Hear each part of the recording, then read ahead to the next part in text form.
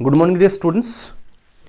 आज का हमारा टॉपिक है थर्मोडायनेमिक्स से, और इस टॉपिक में हम प्रूव करेंगे कि जो केल्विन स्टेटमेंट है और जो क्लैसियस स्टेटमेंट है regarding second law of thermodynamics वो दोनों इक्विवेलेंट हैं।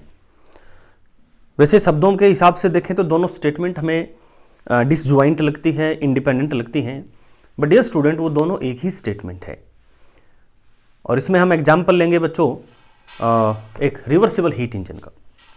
सो डियर स्टूडेंट, सबसे पहले आपको मालूम है कि क्लैसियस स्टेटमेंट क्या थी।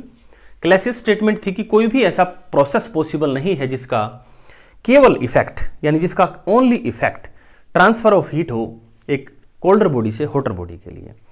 और हमारे पास जो केल्विन स्टेटमेंट थी वो ये थी कि ऐसा कोई भी प्रोसेस पॉसिबल नहीं है जिसका केवल एक इफेक्ट हो और ओनली इफेक्ट हो complete conversion of heat into work. तो पहले बच्चों एक एक करके हम इनको स्टडी करेंगे।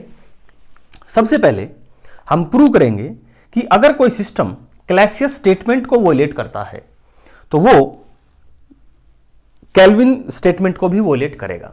मींस सबसे पहले हम क्या करेंगे, क्लैसियस को जो वोलेट करता है उस स्टेटमेंट को लिखेंगे, उस स्टेटमेंट को हम फॉलो करेंगे एग्जाम्पल में, एंड फाइनली हम देखेंगे कि जिस सिस्टम ने क्लैसियस स्टेटमेंट को वोलेट किया वो केल्विन स्टेटमेंट को भी वोलेट करता है।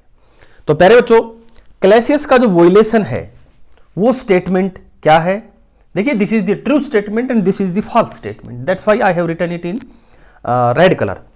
तो फॉल्स स्टेटमेंट क्या है क्लैसियस की, या वो स्टेटमेंट जो क्लैसियस का वोलेट करती है क्लैसियस को, वो है कि heat can be transfer from a colder body to hotter body living everything unchanged.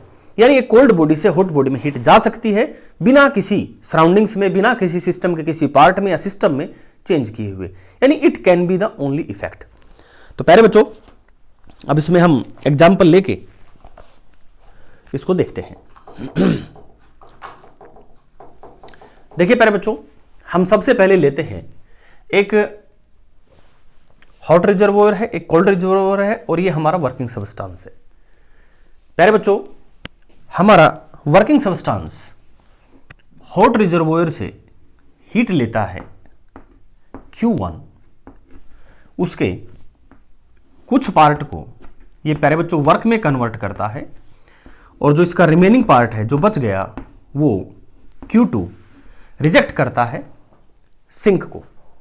Okay, now we have a system, or we can say we have a device, and that device is violating our Clausius statement। तो हम उस device को एक नाम दे देते हैं, and that device is Clausius violator। Okay, so this is a device which is violating Clausius statement, and violating Clausius statement means it can transfer heat from a colder body to hotter body। so प्यारे बच्चों ये क्या करता है, ये यहां हमारे cold reservoir से Q2 हीट लेकर के और हॉट रिजर्वोयर को ट्रांसफर कर देता है। As we know this is not possible, but we are assuming that Clausius statement is false।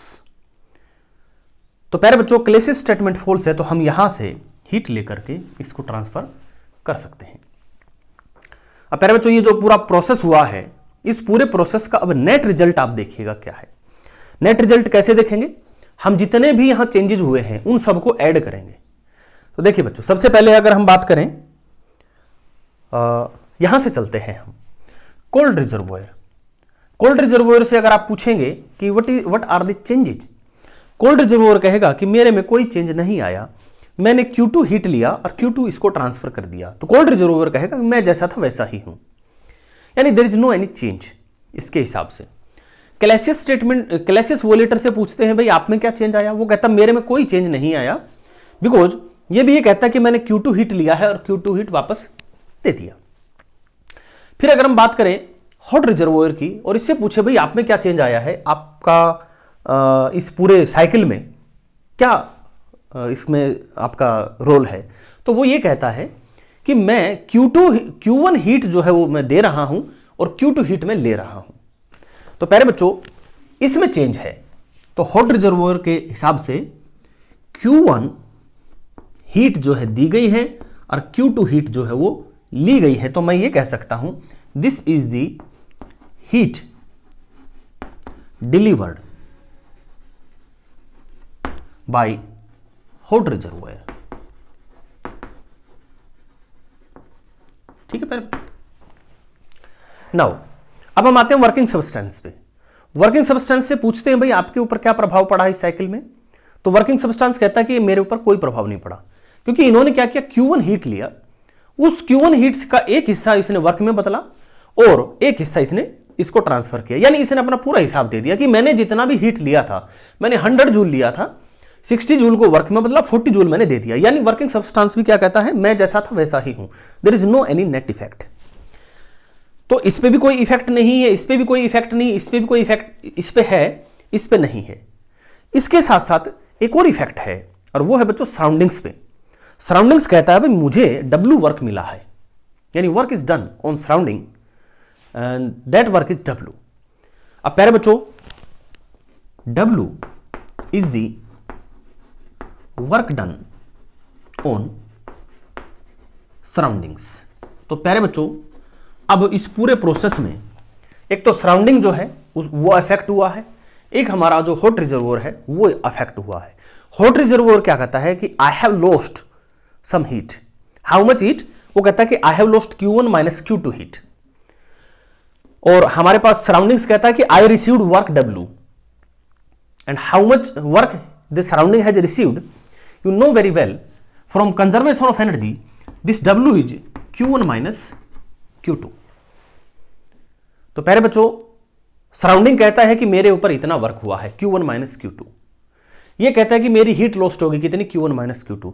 तो इस पूरे प्रोसेस का अगर आप नेट रिजल्ट देखेंगे तो नेट रिजल्ट है क्या, Q1 minus Q2 heat work में बदल गई और इस पूरे प्रोसेस में हीट टोटल जो कंज्यूम हुई वो कितनी हुई, Q1 माइनस Q2।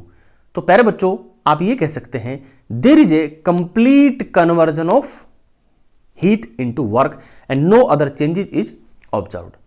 ओके प्यारे बच्चों, so the net result is the complete conversion of heat into work and this is dear student the sole effect। और कोई इस पे इफेक्ट नहीं पड़ा या द सोल रिजल्ट। और प्यारे बच्चों ध्यान से देखो, this is actually the violation of our Kelvin statement. आप कैल्विन स्टेटमेंट को पढ़ लीजिए, इसका ये वायलेशन है। तो प्यारे बच्चों, हमने इस पार्ट में क्या किया, हमने क्लैसियस स्टेटमेंट को वायलेट किया। तो क्या पता लगा कि हमारा जो कैल्विन स्टेटमेंट है ये भी वायलेट हुआ। ठीक है प्यारे बच्चों, तो ये हमने बताया इसके माध्यम से कि दोनों जो स्टेटमेंट है वो इक्विवेलेंट है।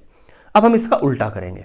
उल्टा करने का मतलब हम ये मानेंगे कि कैल्विन स्टेटमेंट जो है वो गलत है और ये साबित करेंगे कि अगर ये गलत मानते हो तो ये भी गलत होगी। ओके प्यारे बच्चों, तो इसको वायलेट करने वाली जो स्टेटमेंट है वो यही है। ओके बच्चों, तो Kelvin violation is the net result is the complete conversion of heat into work is possible। Okay, अब कैल्विन को लेकर के चलेंगे, कैल्विन की वायलेशन को लेकर चलेंगे और हम क्लैसियस को वायलेट होगा ऐसा दिखाएंगे। तो प्यारे बच्चों, इसके लिए क्या करना है आपने, हमने अब एक रेफ्रिजरेटर लेना है। रेफ्रिजरेटर एक रिवर्सिबल हीट इंजन होता है, जो एक आइडियल रिवर्सिबल हीट इंजन होता है जो उल्टी डायरेक्शन में काम करता है। ठीक है प्यारे बच्चों, देखिए उल्टी डायरेक्शन में काम करने का मतलब ये Q2 हीट लेता है हमारे कोल्ड रिजर्वोयर से, हमें वर्किंग सब्सटेंस पे W वर्क करना पड़ता है और ये Q1 हीट ट्रांसफर कर देता है हॉट रिजर्वोयर को and from first law of thermodynamics this Q2 is प्यारे बच्चों W plus Q2, this Q1 is W plus Q2। यानी कि अगर मान लीजिए 80 जूल इसने हीट यहां से ली है, 20 जूल आपने वर्क किया है, तो Q1 is 100 joule. Okay, now dear student, अब यहां पर हम केल्विन्स वोलेटर लगा देते हैं।